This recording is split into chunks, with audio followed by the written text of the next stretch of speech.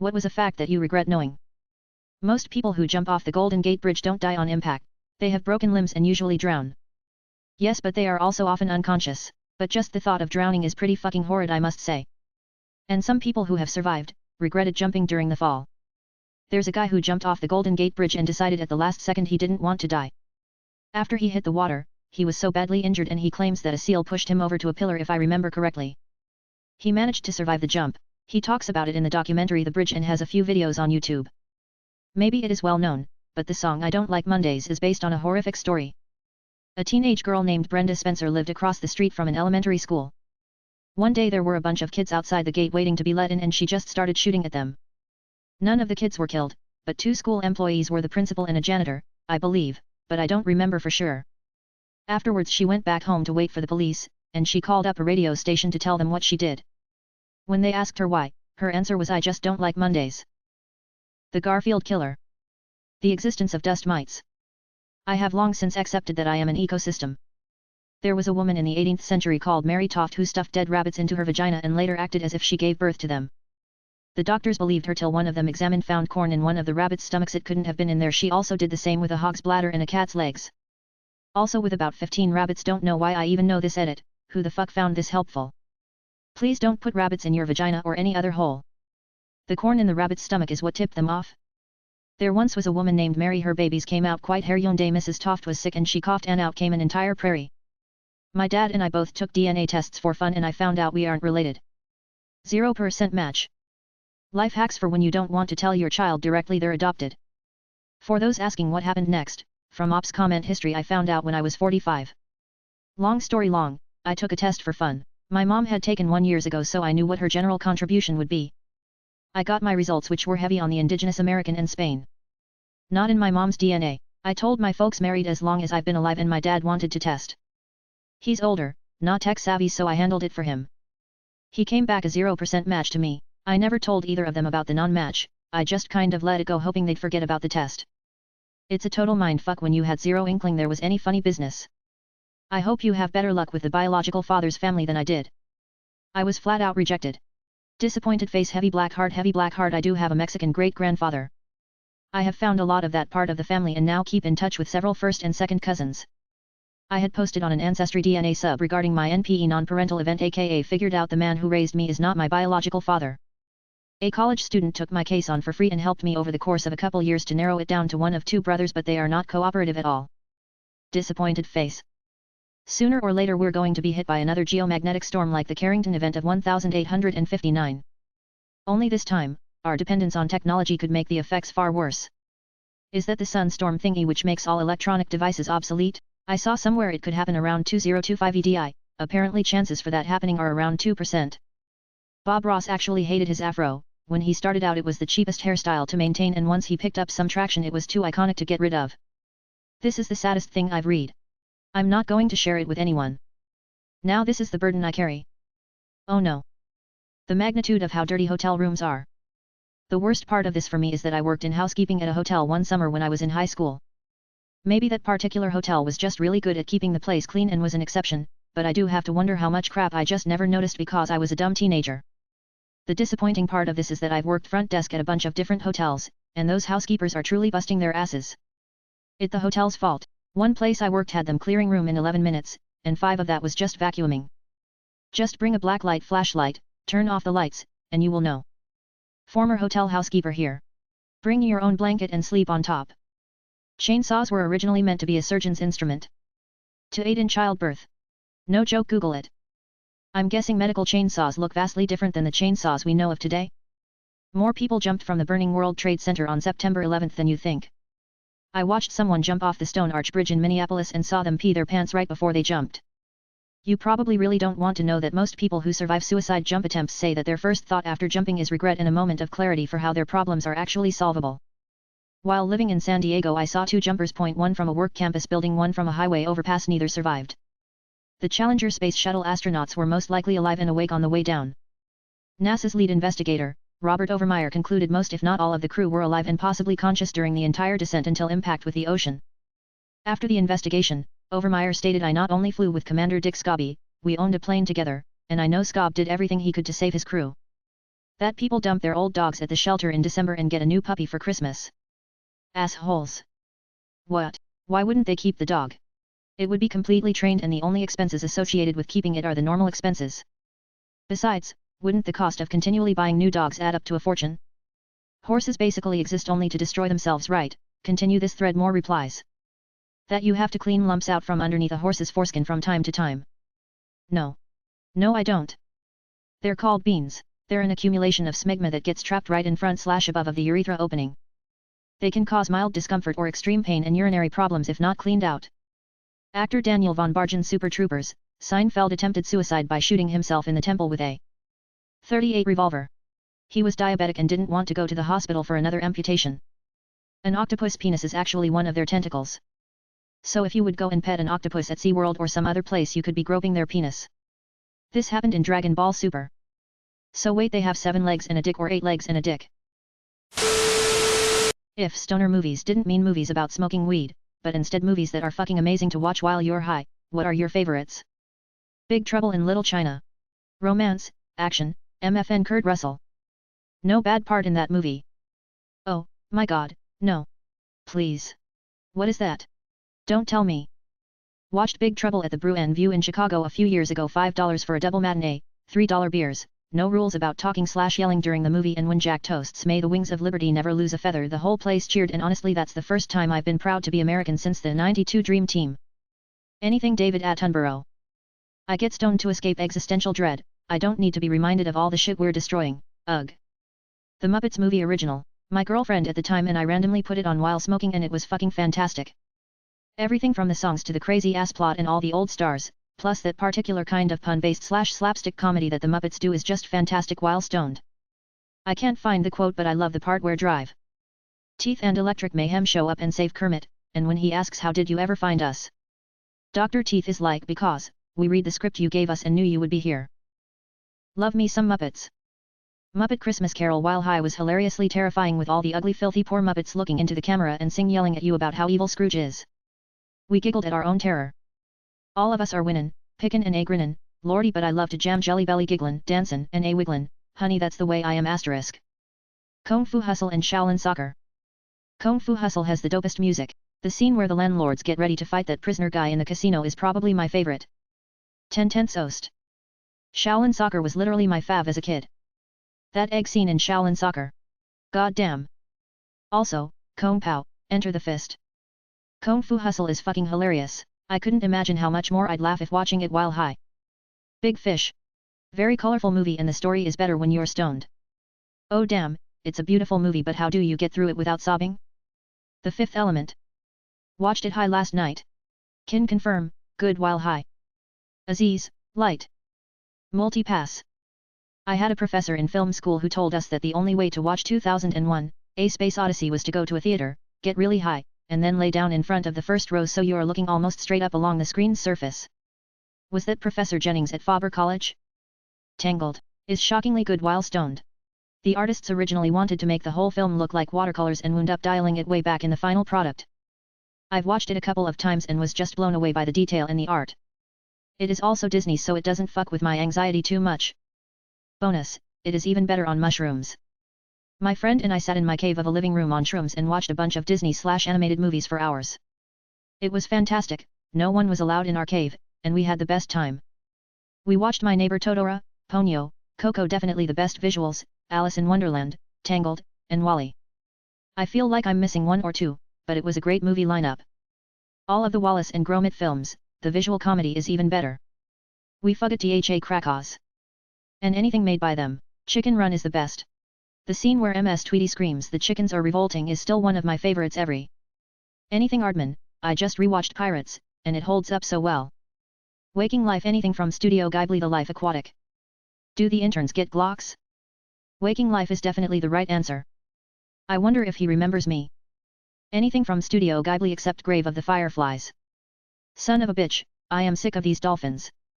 Today I learned the actual meaning of stoner movie. 24 years on this planet and I always thought it meant a movie that was ideally watched while stoned. To be fair, anyone who loves movies about stoners is probably a stoner himself. This is the context that I've always heard it in. Honestly, it is both. There must be dozens of us. Spider-Man, Into the Spider-Verse was a fantastic movie to watch. So was A Scanner Darkly. If you liked A Scanner Darkly, watch Waking Life, it will blow your mind. A Scanner Darkly on mushrooms changed my life. Thank you for getting this in here so quickly, because Spider-Verse is my answer too. More people should experience this film. Hi. Never watched Spider-Man Hi, but when I saw those visuals I just knew it would be an awesome movie for a high airplane, and yes, I am. But don't call me Shirley. Looks like I picked the wrong week to quit sniffing glue. Have you ever seen a grown man naked? We have clearance, Clarence. A cockpit? What's that? Don't call me Shirley is the first dad joke I remember my dad telling during my childhood, didn't know it was an actual quote from something until adulthood. Dog. I watched this off an edible with a buddy just last month. He peaked the moment the pilot controls scroll on forever. Those 20 seconds or so took us 5 minutes in our heads. It just kept going and I could not stop giggling, begging it to stop. Zerdaz went in with zero expectation and was absolutely blown away with the world and plot. Now it is one of my favorites ever. Don't lie, you just want to see Sean Connery in a cod piece. That's one of those ones where I feel like it is just some old fever dream and doesn't actually exist. Not quite a movie, but on Netflix, Love, Death, and Robots is pretty fucking awesome. One of the best things I've seen, and I've practically made smoking and watching sci-fi into a hobby at this point. Zima Blue was like a religious experience while stoned. When the yogurt took over killed me when I was high. So funny. Kung Pao, Enter the Fist and Hot Rod are two classics. I Am a Great Magician, Your Clothes Are Red. I've seen that movie so many times, but me finally realized the guy's clothing was actually changing colors, haha. When I am high, colors get loud. Wee wee wee. Chicken go cluck cluck, cow go moo. Piggy go oink oink just like you. Call me Betty. How tired are you of being tracked online for advertising purposes? I don't mind the internet, as many ads as they please, I do know YouTube needs to calm their ass down.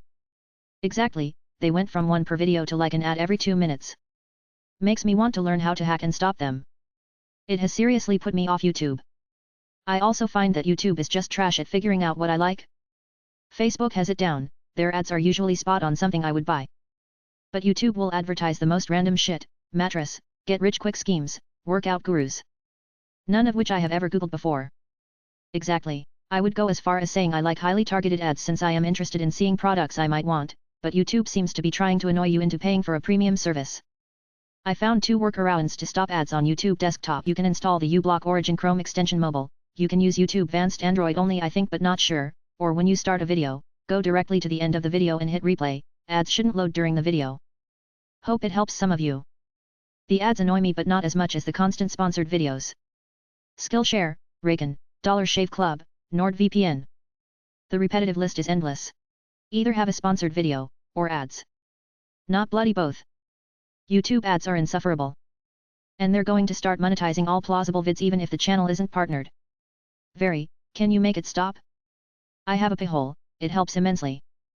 Things to look into: Pi-hole add-ons that auto-clear your cookies, though be prepared to log into sites a lot more often. uBlock Origin. Firefox containers, uBlock Origin, VPNs, and never using spyware like Windows and Mac OS. Sure. That'll be $2.99/mo. VPNs.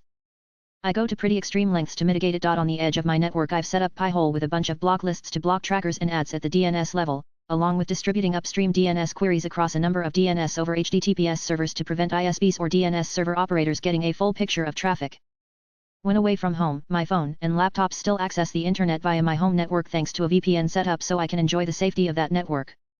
Extensions like Privacy Badger, uBlock Origin, and such like on browsers to get anything the DNS blocks miss.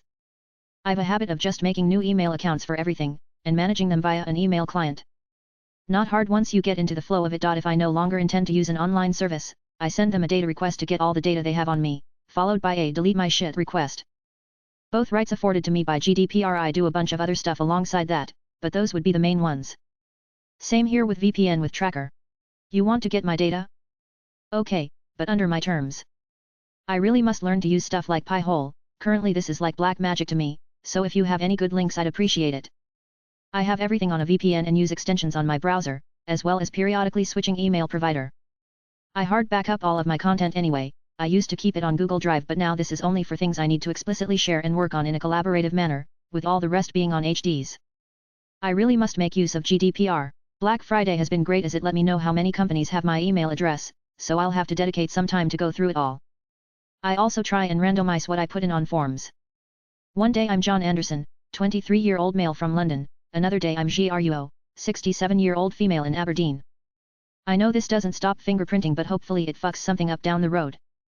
From a layman, that just knows the stuff like VPN and ad blockers, you seem to be either a wizard or a huge nerd, and I'd like to think the first one fits best. What VPN would you recommend?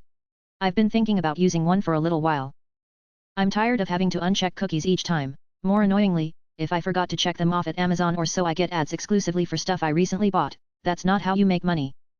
That's why I have the Firefox extension, Cookie Auto Delete. I'm tired of that stuff too, and this useful extension deletes all your cookies. You can also go to the browser settings and enable that all cookies will be deleted after you close the browser. Google using my search history to give me targeted ads. That's manageable. Facebook app listening to my conversations is straight up crooked. That's what needs to stop. Facebook app listening to my conversations is straight up crooked. That's what needs to stop. Seen this a couple times at work. Someone in the office mentions a business I'd never otherwise visit, boom, ads appear. I wouldn't actually care, but Facebook is so generic with it as targeted advertising. It sees I'm a female in my 30s, so it's constantly trying to sell me baby stuff or prenatal stuff. Fuck off and show me more cats. The Facebook app is phone cancer. Delete it. Here's how to fix Facebook. Get 2 Raspberry Pis with all the trimmings, load up with very permissive Ubuntu, cross-link the audio from the A1 into the B, on the A computer, set up a YouTube random account and access nothing but slasher movies, murder mysteries, and slash or Law and Order episodes. 1. The B computer, log into Facebook and allow it to do whatever it wants. They flag you as Hannibal Lecter's evil brother/sister, and then it gets really demented as they keep sending you legal ads, bail bondsmen, cutlery and cleaning products, and the occasional sex toy. It doesn't work like that. It's an attention bias, and like when you think of blue cars, all of a sudden there seem to be so many more blue cars on the road. Agreed. Block it as app permissions to the microphone. Ad block air. Never leave home without it. These fucks should be paying us for selling _our _info. And using DuckDuckGo, it is a little slower, at least for me, but it has dark mode and is good for privacy. Should be paying us for selling our info. Absolutely. If they have data that fingerprints us, then it is specific enough to us for us to have a proprietary interest. Thus we should get royalties. That'll slow the fuckers down. I'd personally prefer the law changed to make the selling of personal information completely illegal, as there shouldn't be any trade of personal information without our explicit consent for each transaction. If Company A wants my data, they should have to come to me for it, not contact Company X, Y, or Z. I find the invasion of privacy disturbing. I find it even more disturbing that the majority of responses ITT are okay with it. Surveillance capitalism's goal is to control our behavior, and that should concern everyone. The tech giants are dictating an unprecedented transformation of society with a complete lack of oversight, and that is intolerable. Real shit. They've sold it so well some don't even realize the extent of information tech companies have on us. If someone were to combine all the information tech companies hold on us, say for example, our internet providers, email services, search engines, social media, phone data, etc. These people could literally know you better than yourself. Take that and pass it through some AI and you could be registering and indexing specific citizens by personalities in no time. That coupled with personalized news feeds or personalized search engine results, and you could be tailoring narratives to each individual and conditioning their behavior. Information is not a joke, and I think people have truly forgotten that. This is all just hypothetical. The scary part is that it is not far off from what can actually be done using today's technologies. The age of surveillance capitalism, the fight for a human future at the new frontier of power. Shoshana Zuboff. Worst of all is when people say I don't mind it, I have nothing to hide, and don't realize that they do. I feel tempted to say try playing poker, letting everyone see your cards. But to what use? I 100% agree. It gives me anxiety about the future. Not as tired of that as I am of being tracked for data we don't yet know what for future uses collection purposes. Yet I feel as though there is something to this. These companies had been at this for years before we started to understand it. I'm somewhat certain they are still miles ahead of what we know publicly. Just to show me ads? That's clumsy. That's 10 years ago. I'm tired of being the product. It costs me rights as a consumer. Where are my protections when the data they've gathered only barely with my consent, gets leaked and that causes me hardship? Or worse, when it's something like a credit score that I can't opt out of. I'm tired of companies making backdoor deals about sharing/selling their data to potentially shady or unethical entities. Most of all, I'm tired not of the individual advertising but on the subtle and constant stream demanding that I consume with no regard for the well-being of the planet, or my ability to pay for the consumption. Become active with the Electronic Frontier Foundation. Modern tech activism is critical to shaping laws to prevent just what you are concerned about. Big corporations have deep pockets and lobbyists. We have to work harder to get laws changed to prevent big tech from misusing our personal info and selling data. Most of all, I'm tired not of the individual advertising but on the subtle and constant stream demanding that I consume with no regard for the well-being of the planet, or my ability to pay for the consumption. So that means you're tired of advertising. Ban advertising now. All of it. Like and subscribe for more Reddit content. Watch the next video at the top of your screen.